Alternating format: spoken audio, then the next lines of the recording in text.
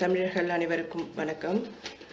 இன்னமும் தொடர்ந்து தமிழக அரசியல் பரபரப்பான சூழ்நிலை நோக்கி தான் போயிட்டுருக்கு. சசிகலா பன்னீர்செல்வம் விவாதங்கள் ஒரு பக்கம் போயிட்டுருக்கு. இன்னொரு பக்கத்தில் பார்த்தீங்கன்னா ஆளுநர் அவர் தமிழ்நாட்டில் தான் இருக்காரா அப்படின்ற ஒரு விவாதம் கூட போயிட்டுருக்கு.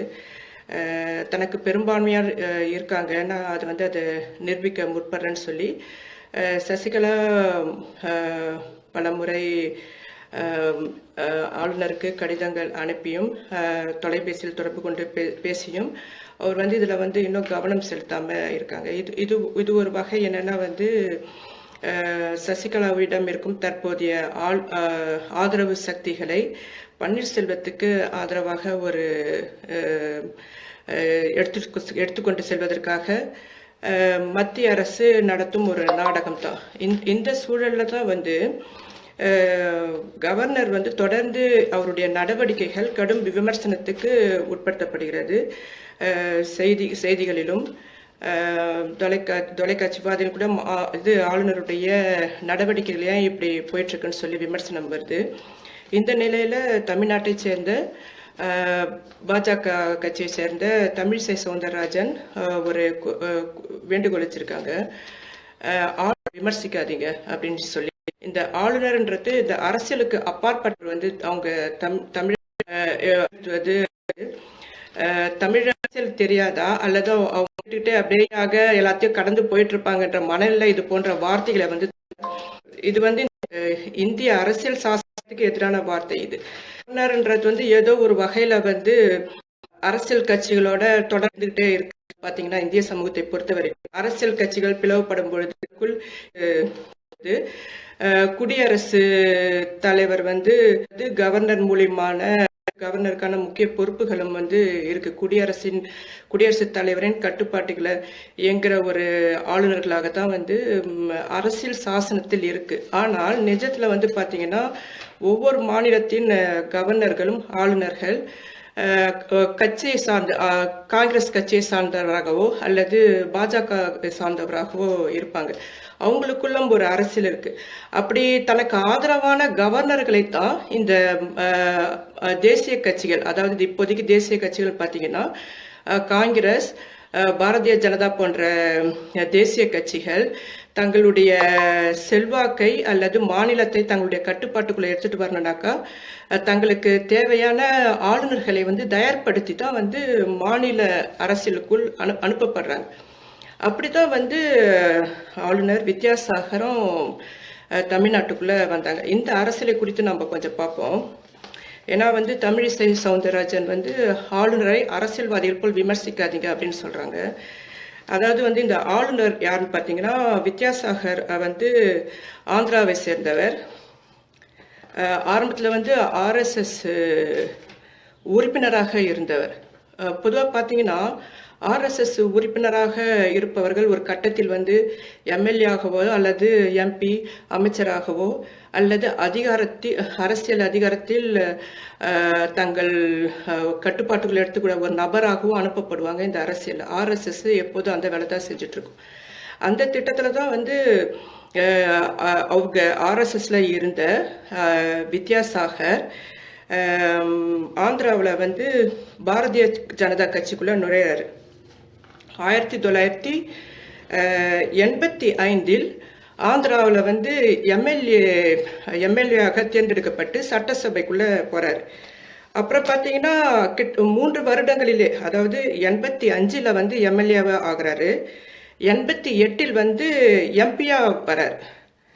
அப்புறம் 1999 மத்திய அமைச்சரா வராரு. இப்ப இந்த நடவடிக்கைகளை பார்த்தீங்கன்னா ஒரு நபருக்கு இவ்வளவு சலுகைகளை இவ்வளவு அதிகாரமிக்க மக்கள் அதிகார பதவிகளை பாஜக இவருக்கு கொடுக்க வேண்டிய நோக்கம் என்ன? அப்படி அந்த RSS உறுப்பினராக இருக்கிற அந்த கவர்னர் வித்யாசாகர் மத்திய அமைச்சராக 1999 இருக்காரு. 2016 பாருங்க, 2016 ஆகஸ்ட் 31 தமிழ்நாட்டு கவர்னராக மத்திய அரசால் அனுப்பப்படுறார். அப்போ வந்து பார்த்தீங்கன்னா ஆகஸ்ட் 31 வந்து தமிழ்நாட்டுக்குள்ள கவர்னர் வந்து திடீர்னு மாற்ற வேண்டிய காரணம் என்ன? மத்திய அரசு எதற்காக தமிழ்நாட்டில் வேறொரு கவர்னரை உள்ள அனுப்பிச்சுன்ற ஒரு கேள்வி இருக்குல்லங்க. இதுக்கு பிறகுதான் வந்து செப்டம்பர்ல பார்த்தீங்கன்னா ஜெயலலிதா தொடர்பான மர்மமான நிகழ்வுகள்லாம் வந்து தமிழ்நாட்டில் நடக்க ஆரம்பிக்குது. அப்போ இந்த முன்னேற்பாடாக, அதாவது ஜெயலலிதா ஆட்சியில இருக்கும் பொழுது ஜெயலலிதா அரசை ஏதோ ஒரு வகையில் வந்து நெருக்கடிக்கு உள்ளாக்க வேண்டும் என்ற நோக்கத்தோடு தான் மத்திய அரசு தொடர்ந்து செயல்பட்டது. அதுலயும் வந்து 2ஆம் முறையும் இந்த எலெக்ஷன்லயும் ஜெயலலிதா தேர்வு செய்யப்பட்ட பொழுது தான் ஒரு அதை ஏதோ ஒரு வகையில வந்து குறைஞ்சபட்சம் மத கலவரத்தை ஏற்படுத்தி ஜெயலலிதா ஆட்சியை வந்து கலைக்கணும்ன்ற திட்டமிடுதல் தான் முன்னேற்பாடாக ஆர்எஸ்எஸ்ஐ சேர்ந்த கவர்னராக வெளியே வந்து அடையாளப்படுத்தப்படுகிற வித்யாசாகரை வந்து பாஜக வந்து உள்ள அனுப்புது. இப்ப வந்து பாத்தீங்கன்னா இதை வந்து ஒரு பக்கம் வச்சிருவோம். தமிழ்நாட்டில் வந்து மாணவர் போராட்டம் அப்படின்னு ரொம்ப பரபரப்பாக பார்க்கப்பட்ட நேரத்தில் வந்து அதை எப்படி வந்து ஒடுக்குமுறைக்கு உட்பட்டதுன்னா, அது வந்து பன்னீர்செல்வம் தான் வந்து போலீஸ் அனுப்பி மக்கள் மீது வந்து வன்முறை செலுத்துவது, தீ வைப்பது, பொறுக்கித்தனங்களை ஈடுபடுறதுக்கு எல்லா வேலையும் வந்து செய்ய தூண்டியது வந்து பன்னீர்செல்வம். அந்த மாணவர் போராட்டம் ஆரம்பத்தில் வந்து பார்த்தீங்கன்னா எப்படி இந்த அளவுக்கு தீவிரமாக பரவலாக கொண்டு வரப்பட்டுன்னு பார்த்தீங்கன்னா, அதுவும் வந்து பன்னீர்செல்வத்தோட திட்டமிடுதல் தான் நடந்தது. பன்னீர்செல்வத்துக்கு ஆதரவாக செயல்பட்டவர் தான் இந்த நடிகர்கள் லாரன்ஸ் போன்றவர்கள். அந்த 2வது நாள்லே வந்து மக்களை வந்து அதிகப்படுத்துவதற்காக அந்த போராட்டத்தை எழுச்சியை குறித்து பல்வேறு விதமாக பேசப்பட்டு அங்க கூடுகின்ற மக்களுக்கு இலவசமாக ஐஸ்கிரீம் விநியோகிப்பது, பிஸ்கட் கொடுப்பது, குளிர்பானங்கள் கொடுப்பது, இந்த செலவு இதுக்கான பொறுப்புகளை எல்லாம் ஏற்றுக்கொண்டது பன்னீர்செல்வம் அரசு தான். இப்படி செஞ்சு ஜல்லிக்கட்டு ஆதரவு நிலைப்பாட்டை வந்து அதை ஒரு சட்டமாக உருவாக்கிட்டு தமிழக மக்களை வந்து ஒரு அரசியல் மாற்றத்துல அவங்க மேல இருக்கிற அதிருப்தியை மாற்றுவதற்காக இப்படிப்பட்ட ஒரு நடவடிக்கை வந்து முன்னெடுக்கிறதுக்கு பாஜக பன்னீர்செல்வம் கூட்டணியோட தான் இது நடந்தது. ஆனா வந்து பாத்தீங்கன்னா இன்னும் சில இதுல வந்து மக்களுடைய கோரிக்கைகள், மோடி விமர்சனம், அதிமுக விமர்சனம், விவசாயிகள் குறித்த இது அப்படியே வேற சில இது போகும்போது தங்களுடைய திட்டம் வந்து வேற ஒரு நிலைக்கு நகர்த்தப்படுது அப்படின்றத உணரும் பொழுதுதான் அதை அடக்க வேண்டிய சூழலுக்கு வந்து பன்னீர்செல்வம் வராரு. அப்ப வந்து இன்னைக்கு வந்து சசிகலா மட்டும்தான் ஜெயலலிதா படுகொலைக்கு தொடர்புடையவர் என்ற மாதிரி ஒரு அடையாளத்தை வந்து கொடுக்க முற்படுறாங்க. உதாரணத்துக்கு வந்து பாத்தீங்கன்னா நேற்று முன்தினம் நினைக்கிறேன், அப்போலோ மருத்துவமனையில் பணிபுரிந்த பெண் டாக்டர் அப்போலோ அந்த நேரத்தில் வந்து செப்டம்பர் காலகட்டத்தில் பதவி அதுலேருந்து வெளியேறாரு. அங்கே நான் பணிபுரிய விருப்பம் இல்லைன்னு சொல்லி வெளியேறிய ஒரு பெண் மருத்துவர் என்ன சொல்றாருன்னா, ஜெயலலிதா மருத்துவமனைக்கு கொண்டு வரப்பட்ட பொழுது மரணம் அடைஞ்சிட்டாங்க அப்படின்னு சொல்லி சொல்றாங்க. ஆனா அது ரொம்ப தவறான தகவல். அப்படி ஒரு தகவலை அவங்க வந்து வெளிப்படையா வந்து இப்போ வந்து சொல்றதுக்கு என்ன காரணம்னா, பன்னீர்செல்வம் அவங்களுடைய அரசியல் ஏதோ அதுல நடக்குதுன்னு நினைக்கிறேன். இப்படி ஒரு இதை வந்து சொல்லி சசிகலா மீது இன்னும் அதிருப்தியாளர்களை அதிகப்படுத்துவதற்காக நோக்கத்தோட இது வந்து சொல்லப்பட்டிருக்கு. ஆனா வந்து ஜெயலலிதா சாகல. ஜெயலலிதா வந்து மருத்துவமனைக்கு எடுத்து செல்லப்பட்ட பொழுது கோமா ஸ்டேஜ்ல தான் இருந்தாங்க, ஆனா சாகல. ஆனா செத்தது 27க்கு உள்ளதான் இருக்கணும். 2வது வந்து பாத்தீங்கன்னா ஜெயலலிதா அவங்க இடத்துல வந்து விவாதம் நடக்கும் பொழுது கீழே தள்ளப்பட்டிருக்காரு. அவங்களுக்கு வந்து 2 பல் வந்து முன்னாடி உடைஞ்சிருக்கு.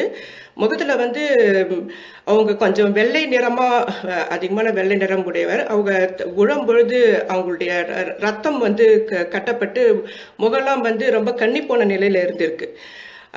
இந்த ஒரு காரணத்துக்காக பலர் பார்க்கக்கூடாதுன்றதுக்காகவும் தடுக்கப்பட்டதுக்கு ஒரு காரணம் இருக்கு. ரெண்டாவது, பல்லெல்லாம் உடஞ்சிருக்கு, என்ன விகாரமா இருக்கு, முகத்தோற்றம் எப்படி இருக்கு, யாராவது யார் தாக்குனாங்க அப்படின்ற கேள்விகள் எழக்கூடாதுன்ற காரணத்துக்காக சசிகலா மற்றவர்களை வந்து உள்ள வந்து அனுமதிக்காம இருந்திருக்கலாம். ஆனால் ஜெயலலிதா மீது இப்படி ஒரு வன்முறை நடத்தப்பட்டது திமுகவுக்கு தெரியும், காங்கிரஸுக்கு தெரியும், பன்னீர்செல்வத்துக்கும் தெரியும். இது மத்திய அரசோட உடந்தையாகத்தான் சசிகலா இதை செஞ்சிட்டு இருக்காங்கன்றது தெரியும். இதுக்கு பன்னீர்செல்வத்துக்கும் உடந்தை இருக்கு. ஆக இப்படி இந்த அரசியல் போயிட்டு இருக்கும்போது திடீரென சசிகலா மீது மட்டும் அந்த பழியை வந்து சுமத்த முடியாது. ஜெயலலிதா படுகொலைக்கு காரணம் சொல்லி மன்னார்குடியை மட்டும் சுட்டி காட்ட முடியாது. இதுக்கு மத்திய அரசு தொடர்பு இருக்கு. அதனால தான் வந்து ஆகஸ்ட் வந்து கவர்னராக தமிழ்நாட்டுக்குள் நியமிக்கப்பட்ட RSS உறுப்பினர், அதோட அரசியல் போயிட்டு இருக்கு. பன்னீர்செல்வம் இப்போது மோடியின் நெடுப்படியாக செயல்பட்டு இருக்கார். இப்போ வந்து தொடர்ந்து சசிகலா மீது மட்டும் நம்ம பினாமி சொத்துக்களுக்கு குயின்ற மாதிரி குற்றச்சாட்டு சொல்லிட்டு இருக்கோம். ஆனால் பன்னீர்செல்வத்துக்கும் வந்து அவருடைய சொத்துடைய மதிப்பு வந்து 15,000 கோடி. அவர் ஒன்றும் லேஸ்பட்ட ஆள் கிடையாது. அவர் வந்து பார்த்தீங்கன்னா தருதல்ல அது ஒரு பெரிய தருதலை தான், இதில் வந்து மாற்று கருத்து இல்லை. சுயமரியாதையற்ற ஒரு மனிதர் பன்னீர்செல்வம். ஜெயலலிதா இருக்கும் பொழுது முதல்வராக இவர் தேர்ந்தெடுக்கப்பட்டு மக்கள் பிரதிநிதியாக செயல்படுற இவரும் ஜெயலலிதாவுக்கு முன்னாடி அப்படியே தரையில் விழுந்து கும்பிடு போட்டவர். ஜெயலலிதா இறந்து 3வது நாள் பார்த்தீங்கன்னா சசிகலாவுடைய புகைப்படத்தை தன்னுடைய சட்டையில் வைத்தது இல்லாமல் அதே மாதிரி ஜெயலலிதாவை கும்பிட்ட மாதிரி சசிகலாவுக்கும் கும்பிட போட்டவர் தான்.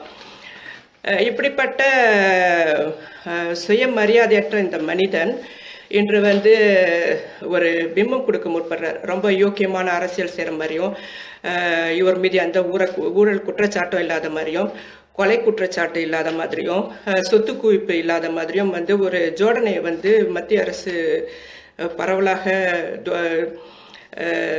செய்தி தொடர்புகளின் மூலம் மக்களுக்கு வந்து ஒரு திணிப்பை கொடுத்துட்டு இருக்கு. எனக்கு வந்து என்ன கோபம்னா, இந்த தமிழ்நாட்டு மக்களை பார்க்கும் பொழுது இவர்களுக்கு நம்ம வந்து ஈழத்தமிழர்கள் மாதிரி ஓரளவுக்காவது கொஞ்சம் அரசியல் புரிதல் இருக்கணும்னு நினைக்கிறேன். இப்பதான் வந்து மாணவர் போராட்டம் முடிஞ்சுது. அதுக்குள்ளே அதே மாணவர்கள் பன்னீர்செல்வத்தை வந்து ஆதரிக்கிற அளவுக்கு இந்த அரசியல் புரிதலற்றவர்களாக இருக்காங்க. தொடர்ந்து சசிகலா மீதே எல்லா குற்றச்சாட்டையும் திணித்து கொண்டிருப்பது படு அயோக்கியத்தனமானது. இதுக்கு இப்படி சொல்றதால நான் சசிகலாவை ஆதரிக்கல. சசிகலா ஒரு மோசமான பொம்பளை தான். அயோக்கியத்தனங்கள் அத்தனையும் வந்து தொடர்புடைய செயல்களை செய்த ஒரு பெண் தான். ஆனா இந்த மோடி அரசு, இந்த RSS, பன்னீர்செல்வம் போன்றவர்கள் ஏதோ ஒரு வகையில அத்தனை இதுக்கும் வந்து சசிகலாவே பொறுப்பாக்கும் பொழுது தான் சசிகலா இப்போ சமீப காலமா பார்த்தா ரொம்ப கோபமா நானும் சில விஷயங்களை பேச வேண்டி வரும் அப்படின்ற மாதிரி பேசுறாங்க. ஆக இந்த கூட்டு களவாளிகள் வந்து இப்போ வந்து அம்பலப்பட்டிருக்காங்க. இந்த அரசியல்வாதிகள் அம்பலப்பட்டது ஒரு பக்கம் இருக்கட்டும், நான் என்ன சொல்றேன்னா இந்த ஆளுநரை கொஞ்சம் எல்லாரும் கவனிக்கணும்னு நினைக்கிறேன். இந்த ஆளுநர்ன்ற இந்த RSSகாரர் வந்து பார்த்தீங்கன்னா இப்போது வந்து அவர் மோடி அரசு சொல்படி தான் நிறைய விஷயங்கள் செஞ்சுட்டு இருக்காரு. ஆனால் சசிகலா வந்து பார்த்தீங்கன்னா என்னுடைய கட்சி பிளவுக்கு காரணம் என்னுடைய MLKல வந்து இழுக்கிறதுக்காக திமுக வந்து பன்னீர்செல்வத்துக்கு ஆதரவு தெரிவிச்சுட்டு அவங்க வந்து சில அரசியலை வந்து செய்ய முற்படுறாங்க அப்படின்னு சொல்லி ஒரு குற்றச்சாட்டை வைக்கிறாங்க. கவனிச்சிங்கன்னா சசிகலா இதுவரை பாஜகவினர் மீது என்ற குற்றச்சாட்டும் வைக்கல. தொடர்ந்து வந்து திமுக மீது தான் சொல்றாங்க.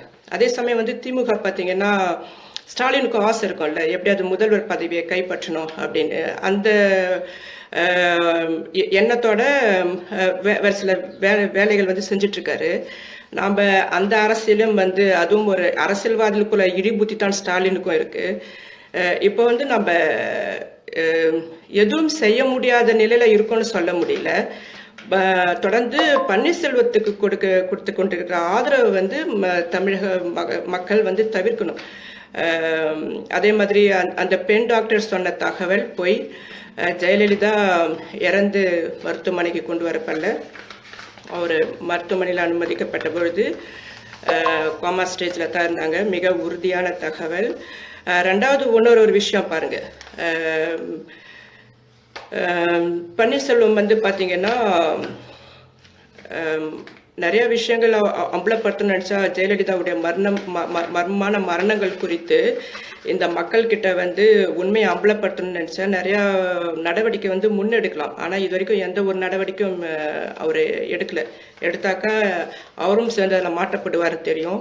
இன்னும் சில நாட்கள் வந்து ஜெயலலிதா மரணம் குறித்து பரபரப்பாக பேசப்பட்ட அதே ஊடகங்களால் திரும்பவும் புறக்கணிக்கப்பட்டோம். இப்படிதான் வந்து இந்த அரசியல் வந்து நகர்ந்து கொண்டே இருக்கு. எதுக்குமே தீர்வு கிடைக்கல.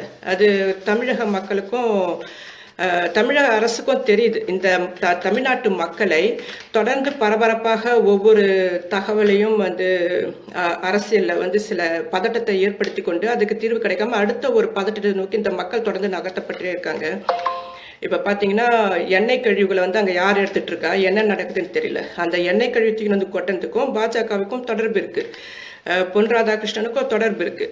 அப்போ இதெல்லாம் வந்து மறக்கடிக்கப்பட்டாச்சு. இப்ப திரும்பவும் வந்து அரசியல்ல வந்து பரபரப்புல வந்து பன்னீர்செல்வத்தை வந்து எல்லாரும் தூக்கி பிடிக்கிற அளவுக்கு பழையபடி நடிகர்கள்லாம் வந்து ஆதரவு கொடுக்கறது பன்னீர்செல்வத்துக்கு, இணையத்துல வந்து மாணவர் இயக்கம் சொல்லி பன்னீர்செல்வத்துக்கு ஆதரவு திரட்டுவது எல்லாமே வந்து திட்டமிட்டு அரசியல்ல போய் இந்த தமிழ்நாட்டு மக்கள் திரும்பவும் மாட்டப்பட்டு இருக்காங்க. இப்படியே நீங்க வந்து திரும்ப திரும்ப இந்த அரசியலில் இந்த இது வந்து சாக்கடை கிடையாது. இப்ப வந்து மாஃபியா அரசியல் நடந்து கொண்டிருக்கு. தமிழ்நாட்டை பொறுத்த வரைக்கும் பாத்தீங்கன்னா கவர்னர் மாஃபியா, முதலமைச்சராக இருக்கிறவரும் ஒரு திருட்டு அயோக்கியன், தலைமை பொறுப்புல இருக்கிற எல்லா அரசியல் அதிகாரிகளும் மிக மோசமானவர்களா இருக்காங்க. எல்லாரும் மக்களுக்கு எதிரான நிலைப்பாட்டில் இருக்கிறாங்க. இந்த எல்லாரும் சொல்ற அரசியல் அதிகாரத்தில் இருக்கிறவங்க எல்லாரும் பாத்தீங்கன்னா மத்திய அரசால் திட்டமிட்டு பெரிய பெரிய துறைகளில் வெளி மாநிலத்தோடு தான் வந்து அமர்ந்திருக்காங்க. சென்னை அரசியல் ஆட்சித்துறையில கூட வந்து அதிகாரியா இருப்பது பெரும்பான்மை கேரளத்தை சேர்ந்தவர்கள், தெலுங்கு சேர்ந்தவர்கள், வட மாநிலத்தை சேர்ந்தவர்கள் தான் இருக்காங்க. இதெல்லாம் வந்து மத்திய அரசால் திட்டமிட்டு நடத்தப்பட்டிருக்கு. இப்போ வந்து பாத்தீங்கன்னா தமிழ்நாடு தமிழர்கிட்ட இல்லை. அரசு முக்கிய துறையில கூட வந்து எதுலையுமே தமிழர்கள் கிடையாது. இது தமிழ் இன வெறியை தூண்டி விடுவதற்காகவோ எதுக்காகவும் நான் இதை சொல்லலை. இது வந்து சொல்றதுக்கான காரணம் என்னன்னா, தொடர்ந்து தமிழர்களை வந்து வஞ்சித்துக் கொண்டிருக்கிற இந்த மத்திய அரசுடைய செயல்பாடுகள், அது காங்கிரஸ் வந்தாலும் சரி பாஜக வந்தாலும் சரி, தமிழ்நாட்டை பொறுத்த வரைக்கும் ரொம்ப பயங்கரமா தங்களுடைய தேவைகளை வந்து தன்னுடைய தேவைகளை தேர்வு செய்வதற்கான ஒரு மாநிலமாக மாற்றி அமைத்ததோடு இல்லாமல் தமிழ் மொழியை மறக்கடிப்பதற்கும் அதை அழிப்பெடுக்கிறதுக்கான வேலை தீவிரமா ஈடுபட்டு இருக்காங்க. இப்ப சமீபத்துல கூட பாத்தீங்கன்னா மைல்கல்ல வந்து தமிழ் வார்த்தைகள் இருக்குன்னு சொல்லிட்டு அதை அழிச்சிட்டு ஹிந்தி ஆங்கிலத்தை மட்டும் முன்னிறுத்தினாங்க. அதை வந்து திரும்பவும் அழிச்சு இந்திய எதிர்ப்பு போராட்டத்தை பெரியார் இயக்க தோழர்கள் வந்து நடத்தியிருக்காங்க. இப்படி வந்து நிறைய விஷயங்கள் வந்து நடந்து கொண்டிருக்கு தமிழ்நாட்டில் தொடர்ந்து. அதனால கவனமாக பாருங்க. குறிப்பாக ஆளுநர் வித்யாசாகர் ஆகஸ்ட் 31 எதற்காக தமிழக கவர்னராக மத்திய அரசு அனுப்பியதுன்னு ஒரு அரசியல் இருக்கு. அதை நம்ம தொடர்ந்து கவனிப்போம்.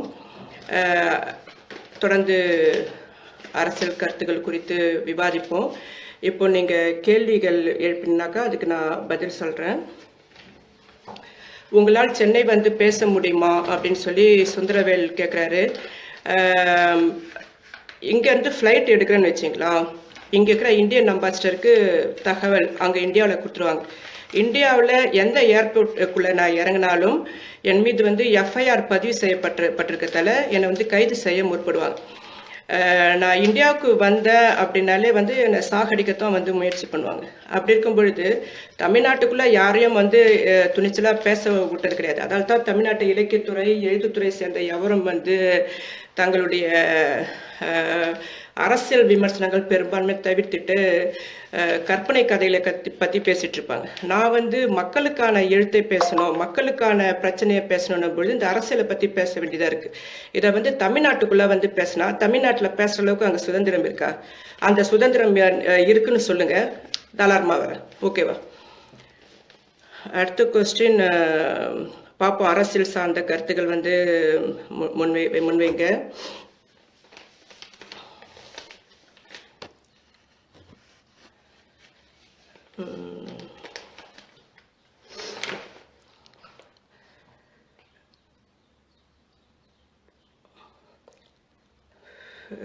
வேற சில பொதுவாகவே ஒட்டுமொத்த அரசியல்வாதிகளை குறித்து தொடர்ந்து நான் விமர்சனம் பண்ணிட்டு இருக்கேன்னு சொல்றீங்க. சரியான அரசியலை வந்து எந்த அரசியல்வாதியும் இது வரைக்கும் முன்னெடுக்கலன்றதான் உண்மையாக இருக்கும் பொழுது ஓகே, ஒருத்தர் வந்து கேட்குறாரு, பாரதி என்றவர் வந்து பேச்சோட மட்டும் இல்லாமல் அதுக்கான தீர்வையும் முன்வைங்க அப்படின்னு சொல்றாரு. தீர்வு வந்து யார்கிட்ட இருக்கு? மக்கள் கிட்ட தான் இருக்கு. இந்த 60 வருட திமுக ஆட்சியும் அதிமுக ஆட்சியும் பார்த்துட்டீங்க. இது வரைக்கும் இந்த திமுக இந்த மக்களுக்காக என்ன செய்தது, அதிமுக என்ன செய்தது அப்படின்னு பார்க்கறத விட அவங்க எவ்வளவு கோடி சொத்துக்கள் வச்சிருக்காங்க அப்படின்னு பார்த்து இதுக்கு மேலேயும் வந்து இப்போ ஜெயலலிதா மரணம் அடைஞ்சதால வந்து ஜெயலலிதாவை வந்து ரொம்ப சரியான நபரா காட்ட முடியாது. அவங்க மேலேயும் வந்து ஏகப்பட்ட ஊழல் குற்றச்சாட்டு இருக்கு. ஆக நம்ம இது வரைக்கும் ஊழல் குற்றச்சாட்டு உள்ள அரசியல்வாதிகளை தொடர்ந்து தேர்ந்தெடுத்து கொண்டே இருப்பதால் இந்த ஊழல் குற்றச்சாட்டு அரசியல்வாதிகள் என்ன நினைக்கிறாங்கன்னா, இந்த தேர்தல் நேரங்களில் இந்த மக்களுக்கு எலும்பு துண்டு போடுற மாதிரி 500 ரூபாயும் ஒரு மூட்டை அரிசியும் கொடுத்தாக்கா இதுங்க எல்லாத்தையும் மறந்துடுங்க அப்படின்ற மாதிரி ஒரு செட்டப்பை வந்து ஏற்கனவே அவங்க உருவாக்கி வச்சுட்டாங்க. அதால வந்து மக்கள் வந்து முதல்ல தேர்தல் டைம்ல வந்து பணம் வாங்க வந்து அரசியல்வாதிகளை தவிருங்க. வெறும் சின்னத்தை மட்டும் பார்த்து ஓட்டு போடாதீங்க. இப்போ வந்து பாத்தீங்கன்னா அதிமுக இலைச்சின்னம் யாருக்கிட்ட அவங்களுக்கு ஓட்டு போடணும்னு பேசுற பாமர மக்கள் இப்போ இருக்கத்தான் செய்யறாங்க. உணர்ச்சி வேகத்தோட இப்பொழுதைக்கு பேசுறது ஒரு பக்கம் இருந்தாலும் எலெக்ஷன் டைம்ல வந்து பாருங்களா, அந்த இலையை பொறுத்த வரைக்கும் பெரும்பான்மையா ஓட்டுக்களை வந்து கவர் பண்ற வலிமை அதுக்கு இருக்கு. அதால வந்து இந்த அரசியலை வந்து எப்படி மாற்றி அமைக்கிறது, இதை குறித்த விவாதங்கள் விவாதத்தை எப்படி முன்னெடுக்கிறதுன்னு இருக்கணும். இப்பவும் வந்து விவாதம் எப்படி போகுதுன்னா, சசிகலாவை பத்தி பேசும்போது ஒரு வேலைக்காரியா இந்த பொம்பளை இவ்வளவு பண்றா என்ன அப்படின்ற மாதிரி ஒரு பாமரத்தனமா போகுது. அப்படி கிடையாது. ஒரு ஆளுநரை குறித்து விமர்சனம் இப்படி போகும் பொழுது தமிழிசை சவுந்தரராஜன் சொல்றாங்க, ஆளுநரை அரசியல்வாதி மாதிரி விமர்சிக்காதீங்கன்னா அந்த அந்த லூசு பொம்பளை பிடிச்சி கேள்வி எழுப்புங்க. ஆளுநர்னா என்ன? ஆளுநர்னா யார் உருவாக்குனாங்க? யார் வந்து இங்க அனுப்புனாங்க? எல்லாத்துலயும் ஒரு அரசியல் இருக்கு. அரசியலற்ற எதுவுமே இல்லை. இப்படி பேசுற முட்டாள் அரசியல்வாதிகளை மக்களை முட்டாளாக நினைத்து கொண்டு பேசுகின்ற இந்த அரசியல்வாதிகளை தொடர்ந்து விமர்சனம் பண்ணுங்க. அது வரைக்கும் வந்து நம்ம ஒரு புதிய மாற்று அரசியலை வந்து இன்னும் நம்ம தயார்படுத்தல. திரும்பவும் இந்த பன்னீர்செல்வம் லூசுக்கிட்டே பண்ணிக்கிறாங்க. அப்படிங்கும்போது எனக்கு இந்த மக்கள் மீது தான் கோபம் வருது. இப்படிப்பட்ட மக்களை வச்சுக்கிட்டு நம்ம என்ன செய்ய முடியும்? மாற்று கருத்தை நான் சொல்றேன்னா, மாற்று கருத்தை வந்து எப்படி வளர்த்தெடுக்கப்படுவதுன்னு ஒண்ணு இருக்கு. அது மக்கள் கிட்ட இருக்கா? மார்க்சியம் படினா படிப்பீங்களா? கம்யூனிசம் படினா படிப்பீங்களா? தத்துவவியல் படிங்கன்னா படிப்பீங்களா? அம்பேத்கரை உள்வாங்கன்னா அதை உள்வாங்க முடியுமா உங்களால? பெரியாரை பத்தி படிங்கனாக்கா உங்களால் படிக்க முடியுமா? அவ்வளவும் படிச்சுட்டு இடதுசாரி சிந்தனைகள் தான் வந்து இன்னைக்கு அரசியலாக இருக்கு. வலதுசாரி சிந்தனைகள் தான் முதலாளித்துவவாதிகளுடைய அரசியலா இருக்கு. இந்த ரெண்டு அரசியல் தத்துவங்களையும் நீங்க உள்வாங்கத்தானே சரியான அரசியல் உங்களால் எடுக்க முடியும், ஒரு சரியான அரசியல்வாதிகளை தேர்ந்தெடுக்க முடியும். இப்படி எதுவுமே இல்லாம நீங்க வந்து பேச்சு மட்டும் பேசாதீங்க, அதோடைய தீர்வையும் கொடுங்கனாக்கா என்ன தீர்வு? தீர்வு வந்து நம்ம மக்கள் கிட்ட இருக்குது. நான் ஒரு தனி மனுஷன், என்னால வந்து நான் உள்வாங்கிய தத்துவங்களின் அடிப்படையில் தான் உங்ககிட்ட வந்து கருத்துக்களை வைக்க முடியும். இப்ப வந்து வெளிநாட்டுல இருக்கிற நான் வந்து இந்த ஆளுநருடைய பொறுக்கித்தனத்தை, யோக்கித்தனம், இவன் இப்படித்தான், இவன் இவ்வளவுதான் பேசுறேன்னு அந்த ஆளுநர் பிறந்த வருடத்துல இருந்து இன்னைய வரைக்கும் என்னென்ன லூட்டித்தனம் செஞ்சிருக்கான், எதுக்காக வந்து இந்த மத்திய அரசு அந்த லூசை இங்க அனுப்பிச்சு அப்படின்ற விஷயம்லாம் நீங்க பேசணும்.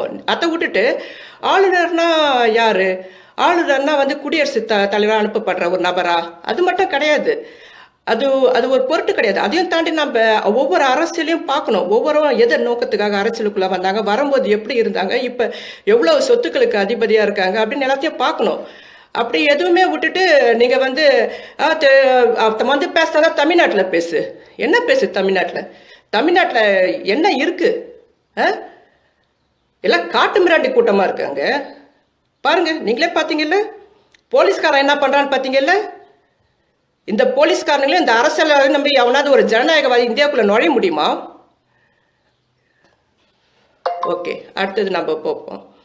அப்படின்னா யாரை ஆதரிப்பது அப்படின்னு மலர்விழி கேட்குறாங்க.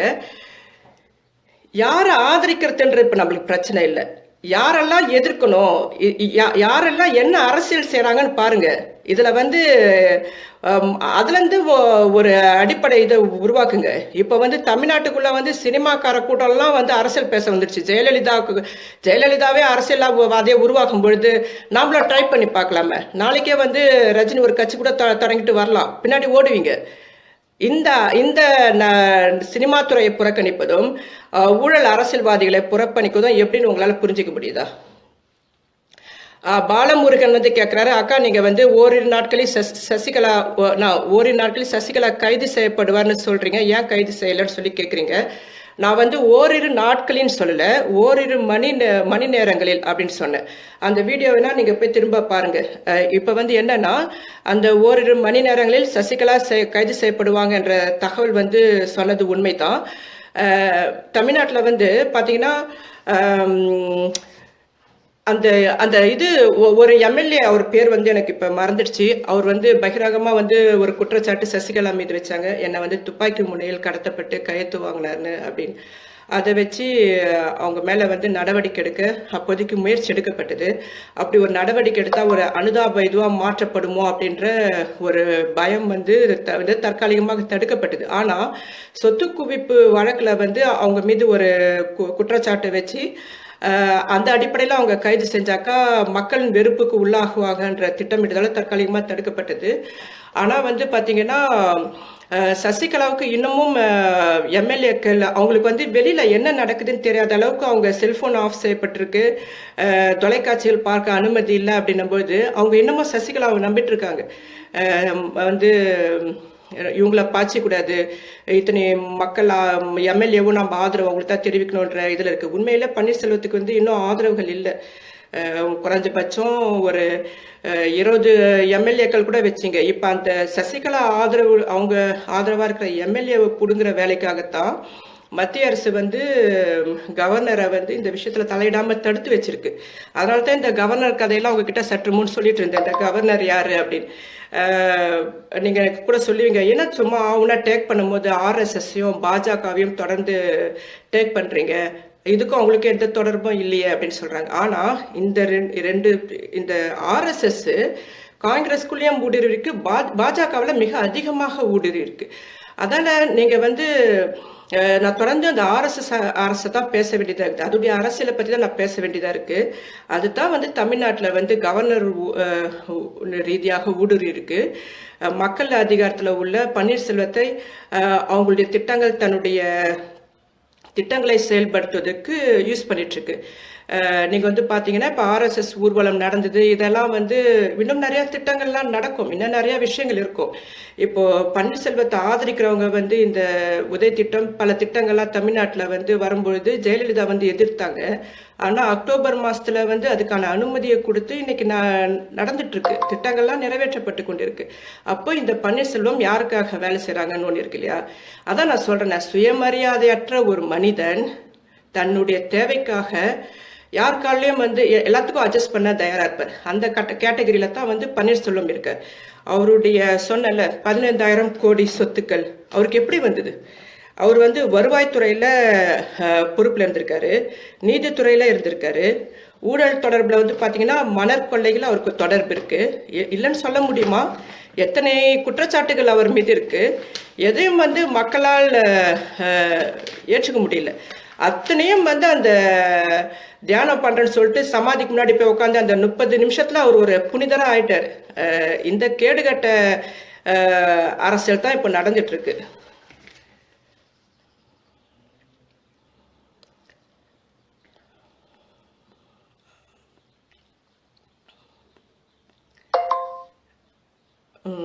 நிறைய உங்களுக்கு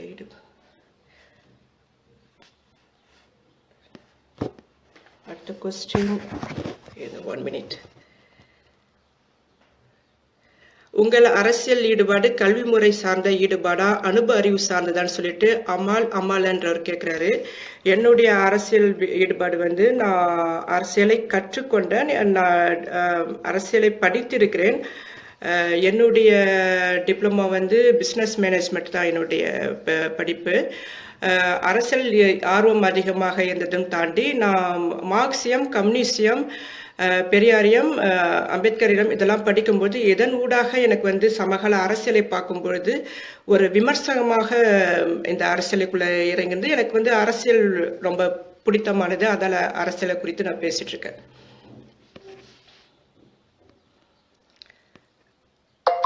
ராஜேஷ் என்றவர் சொல்றாரு, அம்பேத்கரை எவராலும் உள்வாங்க முடியாது அப்படின்னு சொல்றாரு. ஏன் நான் உள்வாங்கியிருக்கேனே. அம்பேத்கரை யாரால் மிக சரியாக உள்வாங்க முடியும் என்றால், சாதிகளை வெறுக்கும், மனிதனாக தன்னை முன்னிறுத்தும் யாராலையும் வந்து அம்பேத்கரை உள்வாங்க முடியும். அவருடைய சிந்தனைகளை, அவருடைய எழுத்துக்களை வாசிக்கும் பொழுது ஒரு புரட்சியாளன் அம்பேத்கர் அவருடைய எப்போதுமே இப்போ வந்து பார்த்தீங்கன்னா சாதியின் மூலமாகத்தான் தொடர்ந்து அம்பேத்கர் வந்து முன்னிறுத்தப்படுகிறார் இந்திய சமூகத்தில். அதையும் தாண்டிய மிகச்சிறந்த சும்மா பார்த்தீங்கன்னா அரசியலில் பார்த்தீங்கன்னா இந்த அரசியல்வாதி பொறுக்கிகளுக்கெல்லாம் மாமேதை பட்டம் கொடுப்பாங்க, டாக்டர் பட்டம் கொடுப்பாங்க. ஆனால் உண்மையிலே வந்து மிகச்சிறந்த கல்வி தகுதி, பல உலக நாடுகள் சென்று பல்வேறு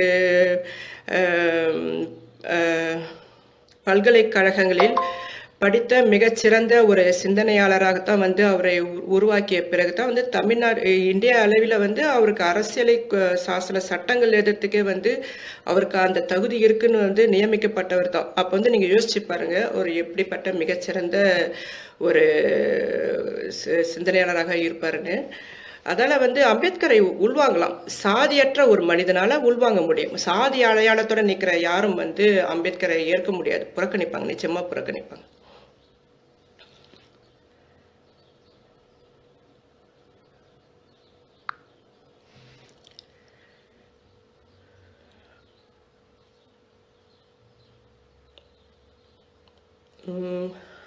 தொடர்ந்து நிறைய பேசிட்டு இருக்கேன். கலவரம் வரத்துக்கு வாய்ப்பு இருக்கா அப்படின்லாம் கேட்குறாங்க. உங்களை பற்றி சில வரிகள். சீமான் திருமுருகன் காந்தி உங்கள் பார்வை பகிர்ந்து கொள்ளுங்கள். சீமானையும் திருமுருகன் காந்தியையும் ஒப்பிட முடியாது. புரட்சி கருத்துக்களை வந்து உள்வாங்கியவர் அல்ல சீமான். அதை வந்து அரசியல் படுத்தணும்னு முற்படுறதுக்காக சில புரட்சிகர வார்த்தைகளோட தன்னை இருந்த ஆவேசமாக ஆகுன்னு சவுண்ட் விட்டு கட்டுவார். அவரு திருமுருகன் காந்தி அப்படி இல்லை, மிக நிதானமாக உலகளாவிய அரசியல் பேசக்கூடிய ஒரு நபர். அதால வந்து அந்த ஒப்பீடே மிக தவறானதான் நான் பார்க்குறேன்.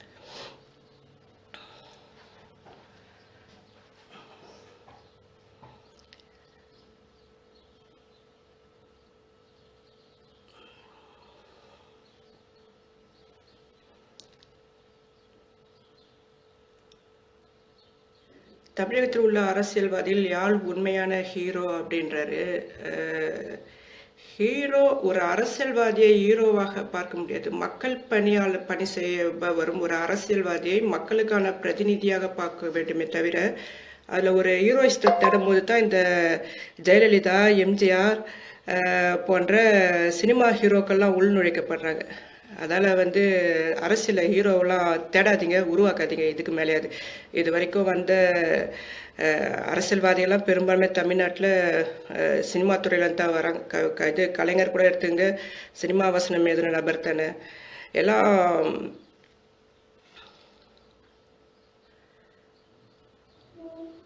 ஆர்எஸ்எஸ் என்ன தீவிரவாத இயக்குமா? கண்டிப்பாக நிச்சயமா. அதால் தான் அவங்க இன்றளவுக்கும் வந்து அரசியலில் வந்து அரசியல் கட்சியாக உருவாக்க முடியாத அளவுக்கு இந்திய சட்டத்தால் தடை செய்யப்பட்டவர்களாக இருக்க பயங்கரவாத அமைப்பாக அறிவிக்கப்பட்டது இந்திய பார்லிமெண்டத்தில். அதால் அவங்களுடைய செயல்பாடுகள்லாம் வந்து எப்போதும் பின்னாடி தான் இயங்கும். ரொம்ப கேவலமான அரசியலை வந்து முன்னெடுக்கிறவங்க. அடுத்தது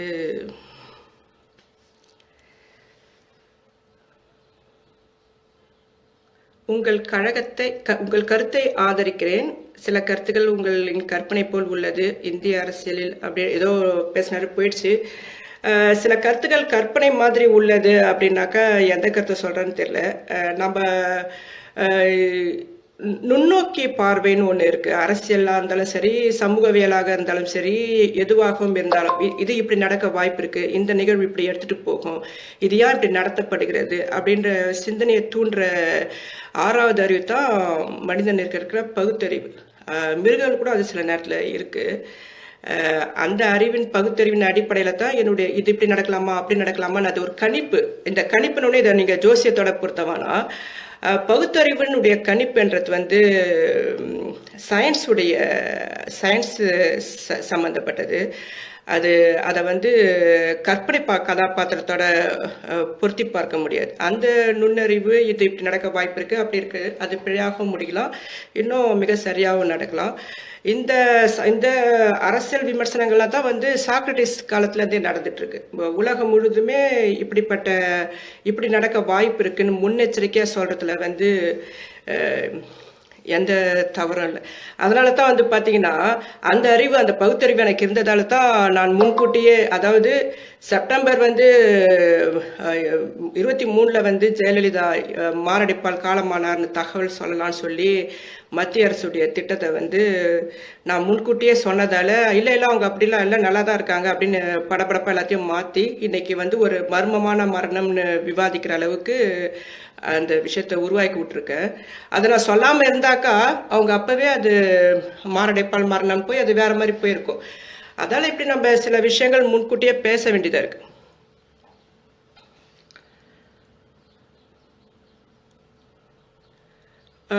நல்ல அரசியல்வாதி யாருன்னு சொல்லி ஒருத்தர் கேள்வி கேட்குறாரு. நல்ல அரசியல்வாதி இந்தியாவை பொறுத்த வரைக்கும் யாருமே இல்லைங்க.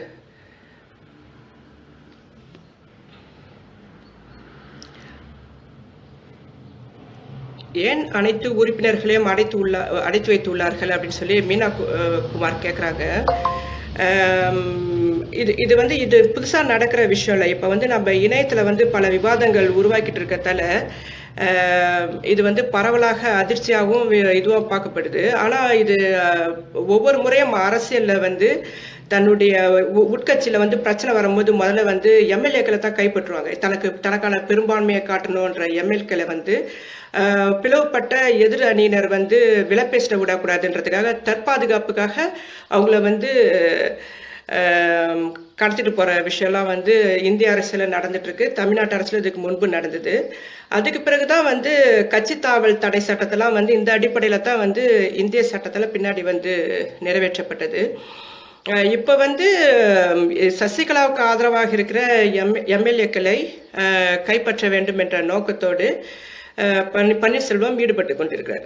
ஆனால் இது வரைக்கும் வந்து பெரும்பான்மை பன்னீர்செல்வத்துக்கு இல்லை. அதால தான் வந்து அந்த சசிகலா வந்து பாதுகாப்பாக வச்சிருக்கிற அவங்களுடைய நடவடிக்கை வந்து நியாயம் நான் சொல்ல வரல. அதில் இருக்கிற எம்எல்ஏக்கள் என்னன்னாக்கா இந்த சசிகலா கும்பல் தான் இது வரைக்கும் அரசியலில் அதிமுக கட்சியை வந்து தங்களுடைய கண்ட்ரோலில் வச்சுருக்காங்க. இவங்கள பகைச்சிக்கிட்டு நம்ம போனாக்கா நமக்கு இன்னும் 4 வருஷம் எம்எல்ஏ பதவியில் எவ்வளோ சம்பாதிக்கலாமே, இதெல்லாம் விட்டுட்டு நம்ம பன்னீர்செல்வம் குரூப்பில் போய் ஏதோ இல்லாமல் போனோமான்றதுக்காக அடக்கி வசிக்கிறாங்க. அதுக்காக வந்து அவங்க சசிகலாவை சரியான நபராக பார்க்கல. அவங்களுக்கும் தெரியும் இந்த பொம்பளை அவ்வளோ ஐயக்கத்தனம் பண்ணியிருக்குன்னு தெரியும். தெரிஞ்சே வந்து அவங்க எதுக்காக அரசியலில் நுழைஞ்சாங்க, சம்பாதிக்கணும், நிறையா சொத்து சேர்க்கணும், அதுக்காக நம்ம வேலையை பார்த்துட்டு போவோன்ட்டு பொத்திட்டு இருக்காங்க சசிகலாவோட. இவர் பக்கம் பார்த்தீங்கன்னா பன்னீர்செல்வம் தற்பொழுது அதிமுகவுடைய அக்கௌண்ட்டை வந்து க்ளோஸ் பண்ணி வச்சிருக்காரு. பணம்லாம் வெளியெடுக்க முடியாது. ஆனால் பினாமிகளுடைய பணம் வந்து அதிமுக அக்கௌண்ட்டில் இருக்கிறது மட்டும்தான் கிடையாது. அவங்க வெளியிலேருந்து ஏதோ ஒரு வகையில் வந்து பணத்தை எடுக்க முடியும். அதுவும் பன்னீர்செல்வத்துக்கு தெரியும். பாம்பின் காலை வந்து பாம்பறியுன்றத போல ஒரு ப்ராடுக்கு இன்னொரு ப்ராடு என்னென்ன செய்யும்னு தெரியும். அதில் வந்து பன்னீர்செல்வம் அவர் ஒரு தொகை கொடுத்து எம்எல்ஏக்களை வந்து விலைக்கு வாங்குற முயற்சியில் தான் ஈடுபட்டிருப்பாரு. இதைத்தான் அவங்க அரசியல் நினச்சிட்டு இருக்காங்க.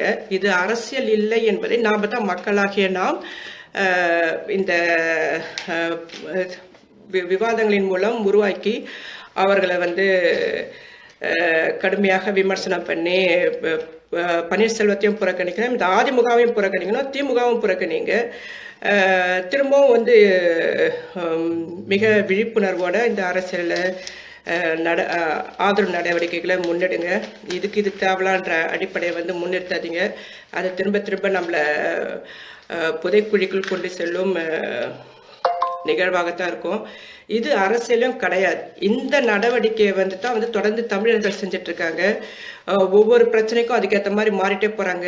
தீர்வு கிடையாது. இந்த மக்கள் வந்து தீர்வு எடுக்க மாட்டாங்க. இதுதான் இப்போ ப்ளஸ் பாயிண்டா இருக்கு. இதுல வந்து நம்ம மீண்டு வரணும்.